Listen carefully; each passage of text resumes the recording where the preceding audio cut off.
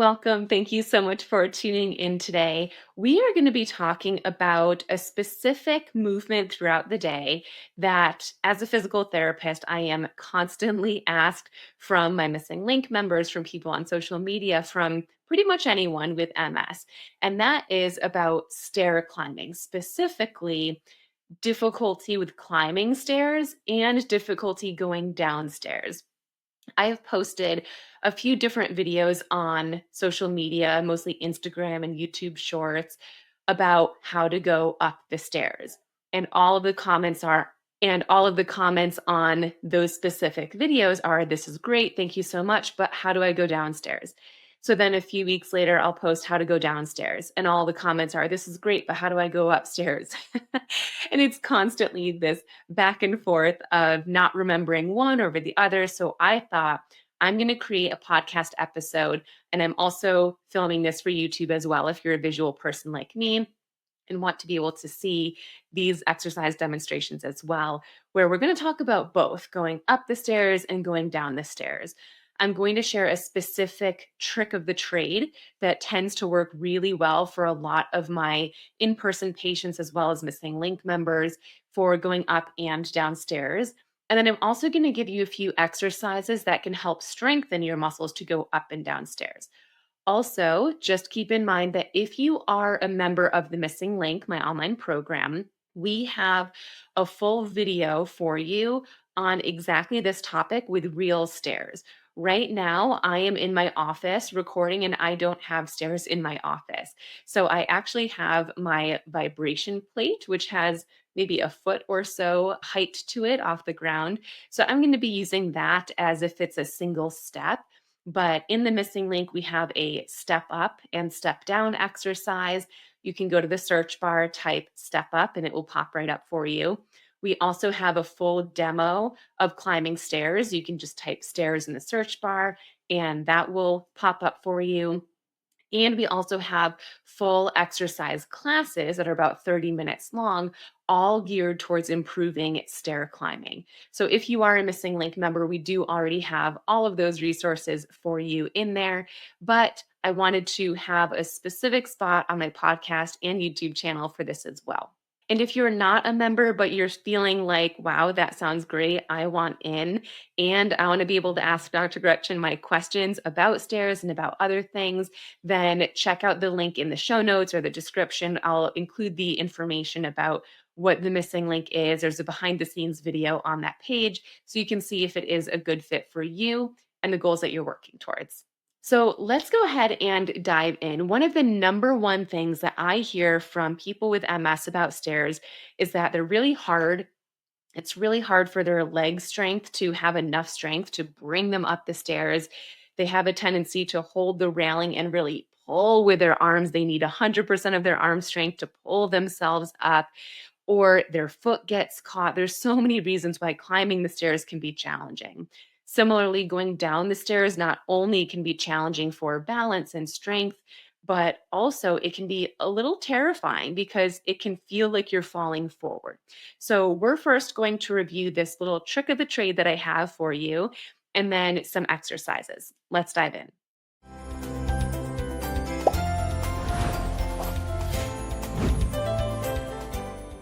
So again, I am standing now in the middle of my office and I have my Life Pro vibration plate that I'm using as a single step.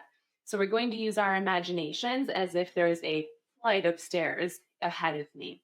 So the trick of the trade that I want to share that most people don't think about is that before you go to step up on a step, or even before you go to step down off of a step, you need to be thinking about bending your knee. And what I mean by this is that the majority of the time, when we're not thinking about climbing stairs, other than, let me just get this done, what we tend to do is put our foot on the step and then step up and just bring the leg that's behind us forward. And oftentimes, when you do that, that leg will just hit the step. Maybe it's your toes, maybe it's the top of your foot, maybe it's you're scuffing the foot. But when you focus on just bringing the leg forward, you're going to run into more issues typically compared to if you focus on bending that back knee first. You're more likely to see success with climbing stairs, going up and down. I just want to point out the obvious right now that you might be thinking, that's really hard to do. Bending your knee is one of the most challenging movements for the majority of my missing link members, my in person clients, everyone that I work with. But you don't need a whole lot of knee bend for this to be effective. So if you're watching the YouTube video, I want you to watch my back leg and what the knee is doing. I'll explain it verbally for everyone listening on the podcast as well. So we're going to shift our weight forward, and instead of bringing our back leg directly forward, we're going to bend our knee and then bring the leg forward. And what you'll see that does is it allows you clearance. It allows you more space to be able to bring your leg forward. And I'm just bending, I don't know, maybe 25 degrees right now. I'm not fully bending. You don't need full range of motion for this. Any amount of bending your knee will give you more space to clear the step that you're going up to step on. Similarly, when you're going down the stairs, if you feel like when you're going down the stairs, your foot kind of drags, and then eventually plops down, you can use the same technique. Can you bend your knee just even a little bit, maybe 5 degrees, 10 degrees, and then bring your leg forward to bring it down? So the trick here, whether you're going upstairs or downstairs, is to practice bending your knee first before you move your leg in any other direction. Bend that knee, then bring it forward. And that should be able to help you clear the steps so you're scuffing and tripping less. Now, when it comes to exercises to strengthen your leg muscles so that you don't have to pull with railings as much, there's 3 main exercises that I like. Again, if you're in the missing link, we have these in depth for you there as well, but I will do a brief description and demo here as well. So the first one is stepping up, because as we were just practicing, when we go to step up and go to climb upstairs, it's just a series of stepping up, then stepping up on the next step, and the next step. It's just constantly stepping up. Whether you are stepping up with the same leg every time, or you're alternating, stepping up with the right leg, then the left leg, then the right leg, either way, you're stepping up. So we should be practicing stepping up. You can use railings for this if you have them and if you want to. But what we're going to do is you're going to place one leg, doesn't matter which one, on the step in front of you. Then from here, you're going to shift your body weight so that it's mostly on that front leg, specifically in your heel or midfoot. You don't want it in your toes. That can sometimes cause knee discomfort or knee pain.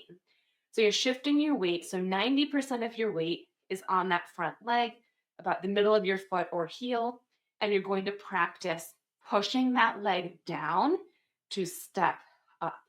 You don't have to bend that back leg. You can if you want to, and you can complete the movement. But for this specific exercise, we're just strengthening one leg. So for me, my left leg is on the step. I'm shifting my body weight forward. I'm straightening my left knee. I feel my muscles in my glutes, my hamstring and my quads working as I step up. And then I'm going to hinge so that my butt goes back, shoulders come forward, and bend the knee so I go down. And I'm just going to repeat that. Shift my weight forward, my butt is back, my shoulders are forward, so I'm hinging. Straighten that knee to bring me up tall. Then hinge again and bend the knee to bring me back down. Again, we're strengthening quads, hamstrings, glutes, calves, all these muscles to get us up. And then we could do the same thing on the other side. So that's exercise number 1. Exercise number 2 is going to be the same thing, essentially. It's still a step up, but it's from the side. So now I am not facing the stairs anymore. I'm facing where the wall might be or a railing might be. I'm facing sideways. And I'm going to put whichever leg is closest to this step on the step. So for me right now, I am facing my camera, and that means that my right leg is closest to this step. So my right leg is on the step. From there, everything else is the same. I'm going to shift my body weight onto my right leg. I'm hinging, so my hips are back, shoulders are forward. Push my right leg down as I stand up. My other leg, I just like to keep it straight. We're not really focusing on that leg right now. If you wanted to, you could do our theory of bend the knee, bring it on the step, bend the knee, take it off the step. Totally your call. We're not focusing on that today. Then to get down, same thing, just in reverse. Hips hinge back, shoulders come forward, bend the knee, and step down. Again, shift your weight onto that leg. Butt goes back, shoulders are forward, straight, and you should really feel this in your quads, your glutes, your hamstrings. Hinge, and then lower. So this is a side step. Now, to work on the other leg, you would turn around. So we want to have our left leg closest to that stair. We shift our weight, hinge our hips, step up, hinge, and step down. And again, you can use the railings if you want to, but the goal here is we're strengthening the same muscles as that first exercise, but we're working the outer part of our hip a little bit more. With both of those exercises, you really want to make sure that your knee is staying straight. It's not caving inward or flailing out. For most people, it falls inward, and that can make you feel a bit more unstable. So make sure that when you're going up or down stairs and when you're doing these exercises, your knee is staying in the same alignment as your foot. And that might mean that you have to focus on pushing your knee out so that it doesn't fall inward. The final exercise is going to be a step down. So we just did 2 step ups. Now we're going to be stepping down. So you are going to start on the step. And again, you can use railings if you want to. And you're going to be facing away from the stairs. You're on the lowest step. That's going to be safest. So we're facing away from the stairs. You can use the railing if you want. And you're going to put one foot forward so that it's off the step or close to being off the step. From here, the exercise is actually pretty similar from what we've done thus far. You're going to hinge your hips backward and your shoulders come forward, and then you're going to slowly lower your knee. Now, you're not going to bend your knee a whole lot. The goal is not for the leg that's straight and in front of you to touch the ground. You could, that's pretty challenging. So we're really just looking for a slight step down. So that knee bends just a few degrees, and then you come back up. And then you bend and up. And as you're bending that knee, your hips are going back, your shoulders are coming forward. I'm going to switch legs to show you. So now I'm standing on my right leg. My left leg is coming forward, just kind of dangling forward, not really doing anything with it. I'm going to hinge my hips back, shoulders come forward, bend that knee, and come back up. And that left leg is just staying in front the whole time. It's really just not doing anything, just dangling there. That right leg for me right now is what's doing the majority of the work. I'm still focusing on making sure my right knee is staying forward. It's not keeping inward. I'm feeling this in my glutes, my hamstrings, my quads, my calves even. So with all of these exercises, we are working a lot of different muscle groups. Do the best that you can. Again, we're not aiming for full movement. We're just looking for some movement. So those are the 3 exercises I like to do best. We do have a different podcast episode and YouTube video on bending your knee, because bending the knee is one of the hardest things, as I mentioned in the beginning, but it's really important. So I would highly recommend you listen to that podcast episode, watch that YouTube video. But if we were to implement what we learned from that episode into today, what that would look like as an additional exercise, so as a 4th exercise, is you're standing in front of the stairs on the lowest step. You're going to have one foot on the step, And from there, you're going to step up. So you're fully standing on the lowest step. You can hold on to the armrest or handrails, rather, railings, whether it's one side or both sides. So you're standing on the lowest step with one leg. The other leg is dangling behind you. And you're going to practice bending your knee and then straightening it. So we're just practicing a typical hamstring curl exercise, but on the steps. What this does is it not only is working your hamstring muscles to get stronger, but mentally your brain is now associating the two.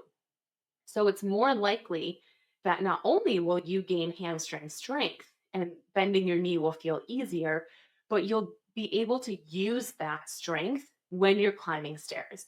Oftentimes, if you don't practice exercises in the specific environment or situation that you want to utilize that strength in, you might gain strength in the gym, but not at home, or not when you're climbing stairs, or not when you're getting in and out of your car. So the more often you can do an exercise in a specific situation, in this case, stair climbing on your stairs, the more often you can do that, the better, because it will not only help you strengthen those muscles, but it helps your mind associate the two and put two and two together that you want to be able to use that strength on the stairs. I hope you found that helpful. Just know that there's a lot that goes into stair climbing. We need strength, we need balance, we need proprioception, we need sensation in our feet. There's so much coordination. But anything, any small step we take to work on improving even just one of those areas can make a really big difference. So I hope you found this helpful. And again, if you're in the missing link, we have so many resources for you, demonstration videos, full exercise classes focusing on strengthening our legs, specifically ones on bending our knee, stretching our muscles so that movements like this are easier. And we do have our monthly Q&A calls where you can ask me as well as other missing link members your specific questions so that we can get those answered. We also have Dr. Gretchen AI. So if you've got questions, you could put in what are the best strategies for climbing stairs, and these answers will pop up 24/7. So if you're having a hard time sleeping at night and that question pops in your mind, you can pop it in, get an answer right away. And if you're not a member, again, I will put the link to learn all about the missing link down in the show notes in the description, so you can see if it's a good fit for you. We would love to have you inside our community. Our three main principles are exercise, education, and community. And it all blends together so well to help you see what's possible in your daily life with MS. And we show you how to get there with a big community that feels like a big virtual hug. So I hope to see you inside. But either way, I hope you found this video helpful.